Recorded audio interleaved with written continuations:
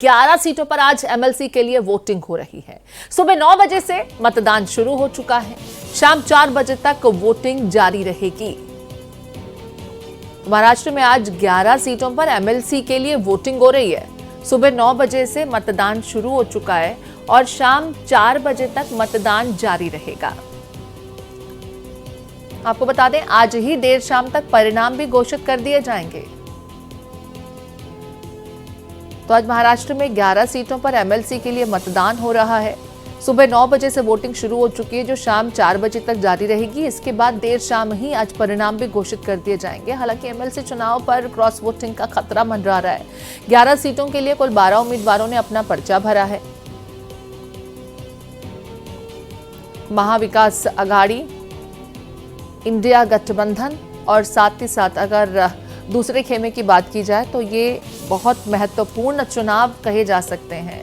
और इससे आगे जो आने वाले चुनाव हैं उसकी भी रिफ्लेक्शन देखने को मिलेगी कि मूड क्या रहता है। हालांकि एमएलसी के चुनाव कुछ जुदा होते हैं, लेकिन इन चुनावों से भी काफ़ी कुछ महाराष्ट्र के भविष्य का आकलन किया जा सकता है कि सत्ता पर काबिज कौन सा पक्ष रह सकता है। क्रॉस वोटिंग का खतरा भी मंडरा रहा है, ऐसी जानकारी सामने आ रही है। कुछ आशंकाएं बनी हुई हैं, हालात कुछ इस तरह के बने हुए हैं। आज सुबह 9 बजे से एमएलसी के चुनाव को लेकर के 11 सीटों के लिहाज से वोटिंग शुरू की गई, जो 4 बजे तक जारी रहेगी। देर शाम को परिणाम घोषित किए जाएंगे। 11 सीटों के लिए 12 उम्मीदवारों ने पर्चा दाखिल किया है। तो महाराष्ट्र से इस वक्त की बड़ी खबर, महाराष्ट्र की सियासत से जुड़ी हुई बहुत महत्वपूर्ण खबर। 11 सीटों पर एमएलसी के लिए आज वोटिंग हो रही है, जो सुबह 9 बजे से शुरू हुई और शाम 4 बजे तक जारी रहेगी। अभिषेक मेरे साथ जुड़ गए, अभिषेक का रुख कर लेते हैं। अभिषेक, महाराष्ट्र की सियासत के लिहाज से हालांकि ये चुनाव डायरेक्ट, क्योंकि जनता से कोई सरोकार नहीं होता, लेकिन फिर भी महाराष्ट्र के आगे आने वाले सियासत के भविष्य को इसके जरिए समझा जा सकता है कि समीकरण क्या बैठेंगे, और खास करके महाविकास आघाड़ी और इंडिया गठबंधन के लिए बहुत महत्वपूर्ण है ये चुनाव।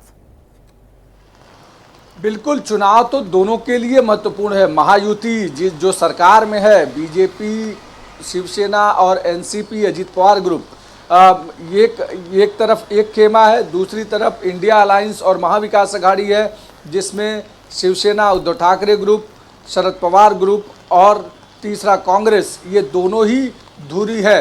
हालांकि ये चुनाव इंटरेस्टिंग इसलिए हो गया है क्योंकि महायुति यानी सरकार की तरफ से जो तीनों पार्टियां हैं, कुल मिला के 9 कैंडिडेट खड़ा कर चुकी है, जबकि महाविकास आघाड़ी ने 3 कैंडिडेट खड़ा किया है।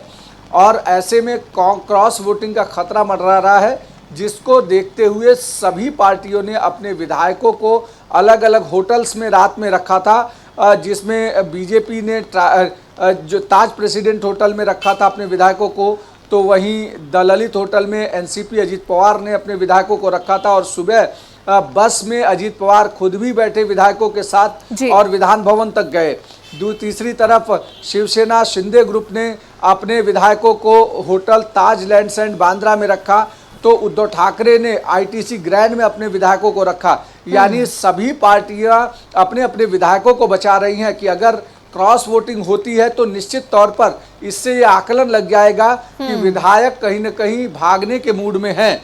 अगर अजीत पवार ग्रुप के विधायकों ने क्रॉस वोटिंग की शरद पवार के समर्थन में, तो निश्चित तौर पर ये समझा जाएगा कि शरद पवार की तरफ पलड़ा भारी है और विधायक ये सब जान चुके हैं और इसलिए वापसी चाह रहे हैं। अगर उद्धव ठाकरे ग्रुप के पक्ष में शिंदे के लोगों ने वोट किया तो ये समझ में आएगा कि शिंदे का पलड़ा अब हल्का पड़ रहा है और उद्धव ठाकरे हावी पड़ रहे हैं, क्योंकि लोकसभा चुनाव में जिस तरीके की सिचुएशन देखने को मिली, उसके बाद विधायकों में कहीं न कहीं डर है कि जो जिस डर का जिक्र आप अभिषेक कर रहे हैं, लोकसभा चुनाव के नतीजों के बाद से लगातार ये खबरें सामने आती रहीं कि इस खेमे के विधायक दूसरे खेमे के बड़े नेताओं के शीर्ष नेतृत्व के संपर्क में हैं।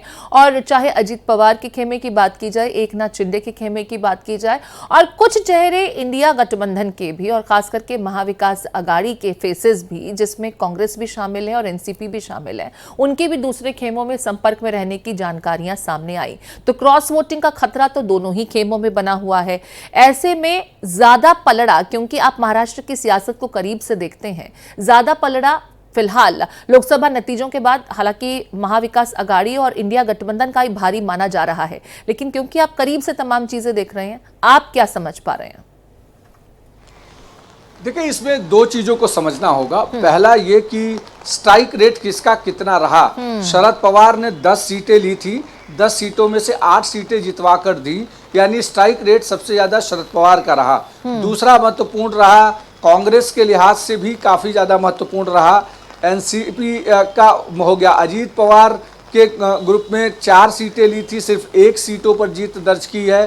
बीजेपी का भी वही हाल है। इसलिए अब जो सूत्र बता रहे हैं कि देर रात में जिन जिन विधायकों ने उद्धव ठाकरे या शरद पवार को संपर्क किया था वापस आने के लिए दूसरे खेमे से, उन सभी को इन लोगों ने फोन किया है। इनकी तरफ से फोन जाकर के ये कहा गया है कि अगर तुमको लॉयल्टी दिखानी है और फिर से वापस पार्टी में आना है तो आपको इस चुनाव में अपनी लॉयल्टी दिखानी पड़ेगी।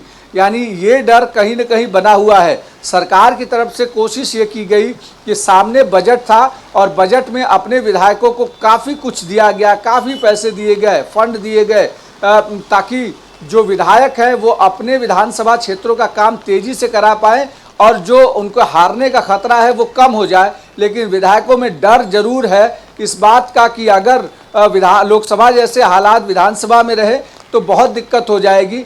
इसलिए पलड़े की बात करें तो दोनों का इक्विवेलेंट है, क्योंकि एक तरफ स्ट्राइक रेट है तो दूसरी तरफ बजट में दिया गया पैसा है। इसलिए विधायकों को भी 2 बार समझना पड़ेगा कि किस तरफ जाना है। हालांकि उद्धव ठाकरे और शरद पवार निश्चित तौर पर कॉन्फिडेंट इस बात को लेकर लग रहे हैं कि उन्हें लग रहा है कि जो विधायकों ने संपर्क किया है वापसी का, उन सभी विधायकों ने क्रॉस वोटिंग अगर किया तो उनका कैंडिडेट निकल सकता है। हालांकि उस तरफ देवेंद्र फडणवीस को चाणक्य माना जाता है, क्योंकि पिछले 2 चुनाव में देवेंद्र फडणवीस ने वो कर दिखाया जो देश के इतिहास में कभी नहीं हुआ था। एक तो दोनों पार्टियों को तोड़ दिया और दूसरा एमएलसी और राज्यसभा चुनाव में खुद की कम सीटें होने के बाद, खुद कम वोट होने के बाद भी ज्यादा सीटें जितवा कर लेके आए और सब जगह क्रॉस वोटिंग करा दी। यानी एनसीपी के लोगों ने भी क्रॉस वोटिंग कर दी और शिवसेना के लोगों ने भी क्रॉस वोटिंग की, जिसके बाद शिवसेना टूट गई। तो इसलिए देवेंद्र फडणवीस के चलिए, तो कुल मिलाकर के ये जो 11 एमएलसी को लेकर के चुनाव है, बहुत दिलचस्प इसके नतीजे रह सकते हैं और खास करके आने वाले दिनों में महाराष्ट्र की सियासत में इसका क्या रिफ्लेक्शन देखने को मिलता है, इसका इंतजार करना होगा। बहुत शुक्रिया विस्तार से तमाम स्थितियां जो बनी हुई हैं महाराष्ट्र की सियासत के लिहाज से अभिषेक को समझाने बताने के लिए।